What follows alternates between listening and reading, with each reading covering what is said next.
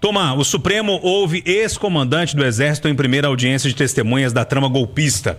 General Freire Gomes foi o primeiro a confirmar à Polícia Federal que Bolsonaro o convocou para uma reunião no Palácio da Alvorada em dezembro de 2022. Ele disse aos investigadores que o então presidente apresentou aos chefes militares o documento que ficou conhecido como Minuta Golpista, que previa intervenção no Tribunal Superior Eleitoral após as eleições. O Travassos agora chegou mesmo em quem manda. E aí, ou em quem mandava. E aí você imaginar que você não quer abrir mão do poder, né? Fala assim, a gente precisa não deixar o barbudo assumir, né? O sapo, como eles falam, o sapo barbudo assumir. Então vem cá, a gente vai, o objetivo é fazer o seguinte, a gente vai... Aí o cara fala assim, não dá, do jeito que o senhor me apresentou essa minuta não dá, porque a gente vai quebrar as 4 linhas da Constituição. E aí a autoridade fala assim, nós não vamos acompanhar isso.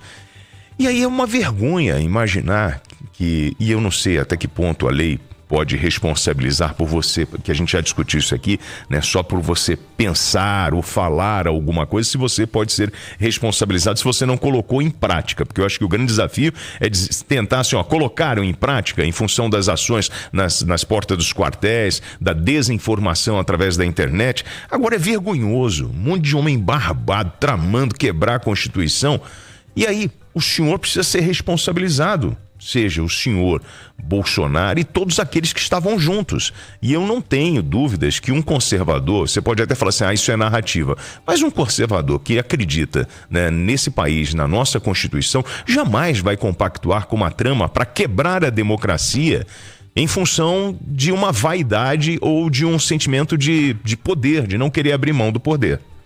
O Marcelo da Fonseca, o negócio tá começando a fechar, assim, a funilar, não tá? Esse depoimento de hoje do Freire Gomes talvez é um dos mais aguardados, né? São 2 generais que negaram ao ex-presidente Bolsonaro embarcar na tentativa de golpe. O Freire Gomes, do Exército, e o Batista Júnior, que era da Aeronáutica. Ameaçou prender. O Garnier da Marinha chegou até a falar que topava, mas esses 2 não toparam e o Freire Gomes deixou muito claro.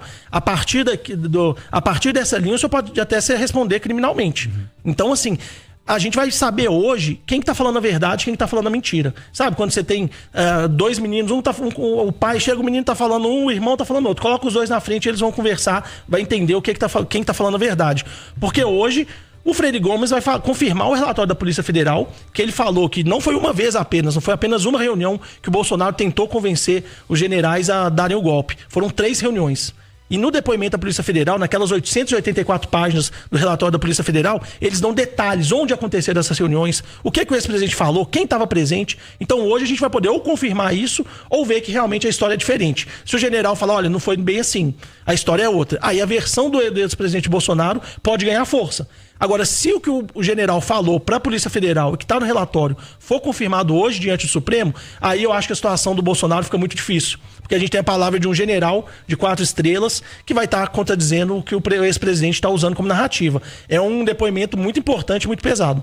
Eduardo, mas é muito difícil que ele mude a versão agora, né? Pelo menos se falou Polícia Federal, agora chegar, não foi bem isso que eu falei, não, é outra coisa. O Cid fez isso várias vezes. Mas o Cid, não sei se ele é sério a esse ponto. Mas, um cara que comandou o Exército... Ô Júnior, sabe o que dói nesse brasileiro? Que não tem lado nessa divisão horrorosa? Primeiro dói que eu fiquei 4 anos. Você é minha melhor testemunha. Eu fiquei aqui 4 anos dizendo assim, presidente Bolsonaro, fica calado, pô. Deixa o Tarcísio. Como é que chama o da Fazenda?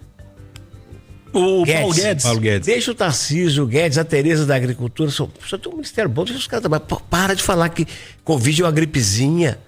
Para de imitar gente morrendo de Covid. Essas coisas que estão queimando o seu filme. Para que o senhor não nos devolva aqueles tempos horrorosos da roubalheira do PT no mensalão. Mas ele falou tanta M que devolveu e o Lula voltou. E quando o Lula volta, eu repito, indevidamente, na minha modesta opinião, tentam dar o golpe. Agora, eu peço desculpa àqueles que gostam de mim, e não são poucos, que ainda acham que tem covardia na história. Gente, junta o depoimento daquele policial federal naqueles áudios que estão no processo. Gente, o policial nos áudios fala assim...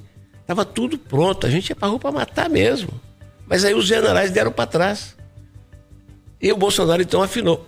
Gente, o cara tá dizendo que não fossem os 2 ministros da Aeronáutica e do Exército disserem, não, nós íamos ter sangue na rua desse país. Mas Eduardo, tá faltando isso mesmo para o país tomar vergonha e tudo. Eu até que, de certa forma, não acho um absurdo pensar assim, não. Só que eu quero um mundo civilizado para os meus filhos. E quem quer um mundo civilizado tem que ir pela regra do jogo, que é a democracia. Você não pode roubar no tiro. Tem que trabalhar e votar e eleger outro. Então, eu dei essa volta para dizer o que o Marcelo falou, Júnior. Eu falei, está na redação. Esse depoimento de hoje é um divisor de águas. Se esse comandante do Exército chegar lá e confirmar o que já está no inquérito, e eu tenho defendido isso, que o inquérito é sério, eu não quero, eu vou fingir que vou escutar, mas não vou escutar mais quando disser que é um julgamento político, não. Posso quebrar o protocolo aqui? Trazer tem um internauta nosso falando, ô WTS, mas se eles tivessem colocado em prática, vocês não estariam falando sobre esse assunto. Sim, é verdade, nós estaríamos vivendo numa ditadura. E aí a gente briga aqui quando o Supremo age, né, com decisões arbitrárias, né? E a gente está sempre apontando isso porque a gente não pode quebrar o mais importante que o Eduardo falou, que é a nossa democracia e o respeito à Constituição. Em uma ditadura a gente não poderia estar até criticando o Supremo pelas penas do 8 de janeiro, algumas penas que a gente considera exageradas. Elementar, né, gente? Por isso que tentativa de golpe é crime. Porque depois de concretizado, não tem como nem culpar as pessoas que cometeram aquele crime. Se você ama o Bolsonaro a ponto de não querer nos entender, de não querer compreender que a gente está chamando atenção para um negócio grave, preste atenção, amigo.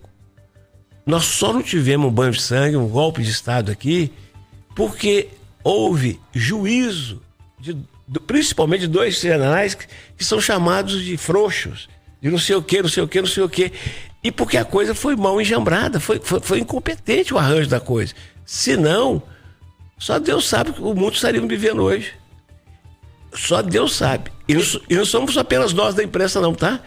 A ditadura cala a internet também. O Edu, o relatório da PF, ele traz uma parte que é importante, que ele mostra até como que algumas pessoas próximas do Bolsonaro estavam tentando conseguir atingir familiares do Freire Gomes, do Batista ameaça a família dele. Pressionar os generais a aderirem a uma tentativa de golpe. E assim, tudo muito detalhado, conversas, ações, tudo combinado, lugares que aconteceram essas reuniões. Então, realmente preocupante o que foi tentado. Ponto final, nosso Conversa de Redação, que teve Eduardo Costa, William Travassos e Marcelo da Fonseca.